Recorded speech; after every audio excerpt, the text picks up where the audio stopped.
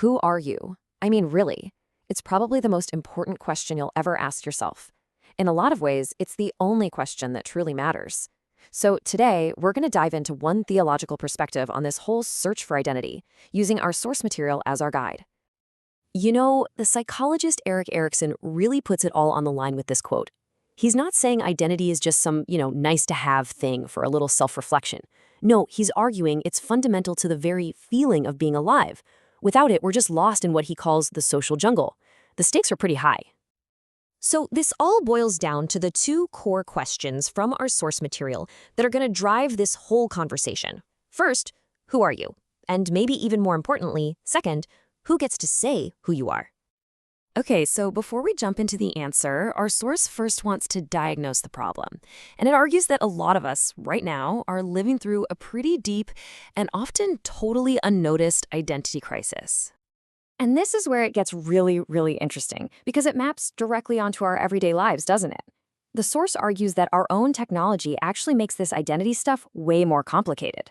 Think about it. Social media pushes us to perform, to create all these different perfectly curated versions of ourselves. At the same time, we use that constant buzz of notifications and games to avoid the really hard work of looking inward. So what's the result? Well, the book calls it a chameleon-like identity, one that just changes with its surroundings, leaving us with this deep, gnawing anxiety about who we really are under all those layers. So, if modern life is just this whirlwind of distraction, where do people usually look to get a stable sense of who they are? Well, our source points to some very common but ultimately pretty flimsy foundations for building an identity. On one side, you have society's default answers, right? You are what you own, you are your career, you are your net worth, your follower count, your political party. But our source argues this is a huge mistake. It insists that you are so much more than your stuff, more than your job, and definitely more than any of these external labels we stick on ourselves.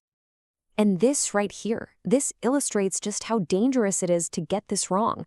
The book shares this absolutely haunting quote from a young woman who was jailed for fraud, all to get designer clothes. And her confession, "I do not know who I am without my stuff." Man, that just shows how deeply we can tie our very sense of self to things that can be stripped away in a heartbeat. Okay, so if we are not defined by our jobs or our possessions, what's the alternative? Well, this is where the source proposes its central idea, that a true, stable identity is one that's given by and grounded in God. Now, this is a really crucial point. This is not what the author calls a cheap gospel. It's not some simple transaction you make to get a ticket into heaven. Nope. It's presented as something much, much deeper. An active, ongoing life with God that shapes who you are right here, right now, and for all time. So how does this transformation happen? The book uses this powerful metaphor. Your personal history, with all its messiness and all its victories, it gets grafted into a much, much larger story. The idea isn't to erase your past, not at all. It's to give it new meaning and a new direction inside the much bigger story of Christ. And listen, this new identity is anything but passive. The Apostle Paul is quoted here saying, "By the grace of God, I am what I am," but he doesn't just stop there. He immediately adds that this grace was not useless. Instead, it pushed him into action, to actually labor. So it's presented as this dynamic, transforming power. And that whole idea of laboring brings us to a really critical part of this argument. An identity given by God isn't just something you believe in your head, it's something you do.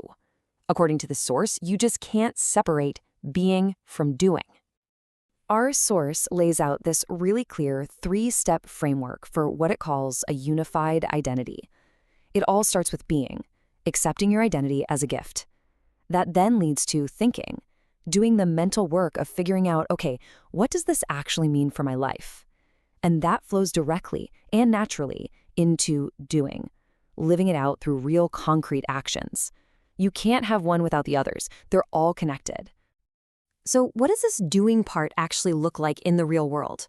Well, the book points straight to the Sermon on the Mount as a key example. And it's not presented as some impossible guilt trip ideal. It's framed as a practical model for what a God-centered identity actually looks like in action. And the actions described here are incredibly specific. I mean, just imagine a community where people focus on controlling their internal feelings, like anger, not just their outward actions. a place where people actually keep their promises. They refuse to hit back. They love their enemies, and they aren't driven by a lust for money. It is a pretty radical picture of what a community shaped by this kind of identity could actually be.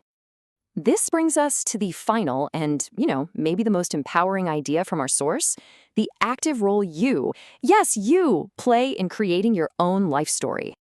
The book quotes the author Wendell Berry, who frames all of human existence as a great co-authorship. Just think about that for a second. The idea is that you aren't just a character in a story, having things happen to you. You are an active collaborator, a co-author in the story of your own life and in the lives of everyone around you. And that metaphor of being a co-author, it leads to a really direct, challenging question, doesn't it? If you're invited to co-author your own story with God, then a lot of that responsibility lands right on your shoulders. So, how are you going to write the next page? And this quote, this really captures the final takeaway. This idea from Rabbi Zusia just completely reframes the whole goal. The ultimate question isn't why you failed to be somebody else, someone more famous or more powerful or more holy. The only question that's really going to matter is, were you authentically you? It's just such a powerful shift away from a life of comparison and towards a life of true authenticity.